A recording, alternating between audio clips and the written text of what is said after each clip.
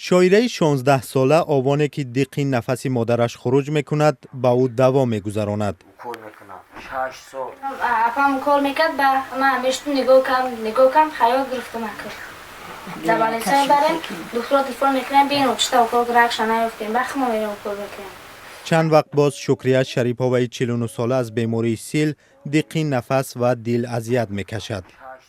میگوید سختی زندگی بیمارش کرده است و از کمبغلی اصرار فرزندان را برای بستری شدن نمیپذیرد. قریب میگردی نه پشتم کده بالیستاد میبره به نگاه میکنیم میبره نه دبلیسو خیلی با فکر میکنم چه خبر دیگه چی میخوام. 24 سال است این زن بر دوش خود باری تشویشی خوراندن و پوشاندن فرزندان را به تنهایی میبردارد. با 3 فرزندش جایگاه لیفت یک بینای بسیار طبقه را در کوچه باربد شهر کولاب 3 سال پیش منزلی زیست کرد.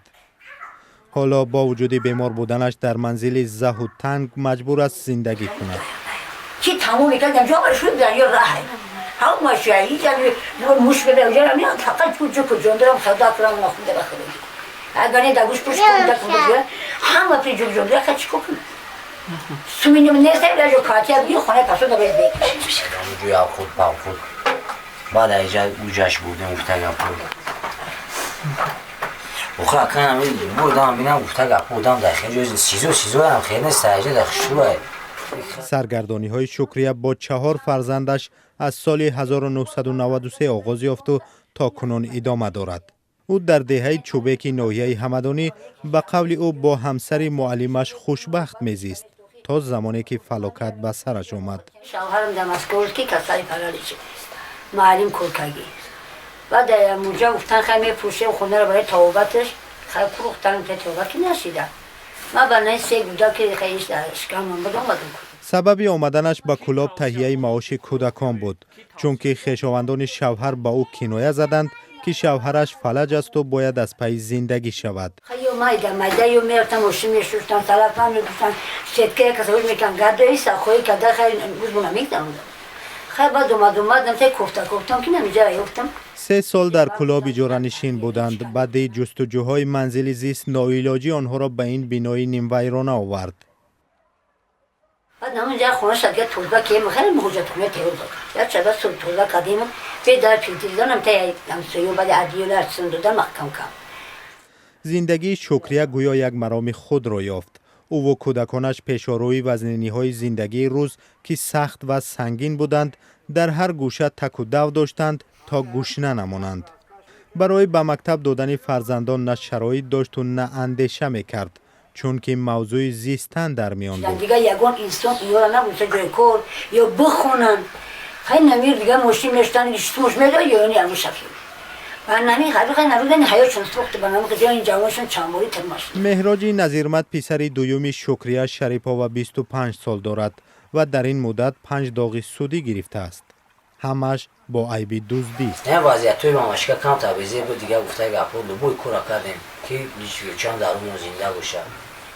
یا تلفن هم بزرگ کنم تلفن دیویژنی میکنم فروختم خرید مقصد می‌خریدم خیشکی دزدی اینا خیلی بگرفته بودن و اونجا میگفتن دامی اگه جو وارد میگفتم خریدمش میگفت اگه خریدی خرام نشست و کیه چیه ایسو بیام زناش خرید کردگی هم محکم کرد. برادر کلانی مهراج نیز در شهر دوشنبه با عیب دزدی زندانی شد.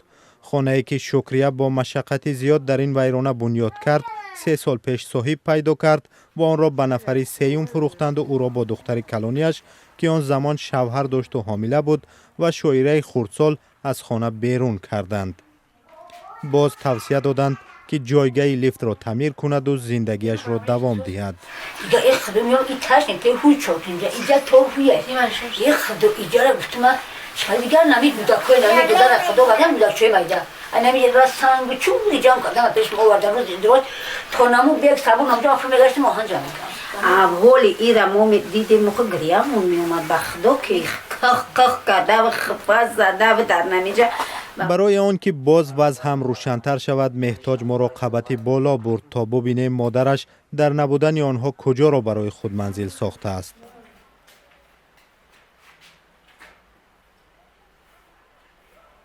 آنچه اکنون این عائله برای خود منزل مینامد از 3 بخش عبارت است و از همه بزرگتر همین جایگاه لیفت است و دیگر دو گوشه کوچک که یکی تشناب و دیگری آشخانه است.